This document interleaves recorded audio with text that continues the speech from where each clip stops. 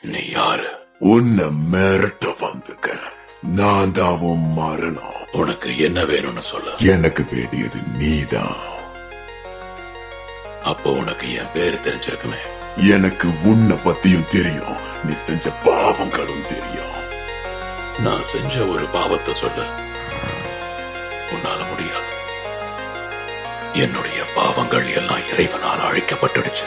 The Lord Jesus Christ. அவனை பத்தி பேச உனக்கு பயமா இருக்கா? உனக்கு ஜீசஸ் கிரைஸ்ட்னா பயம்? இங்க எந்த கடவுளும் இல்ல. கடவுள் எல்லா இடத்துலயும் இருப்பாரு.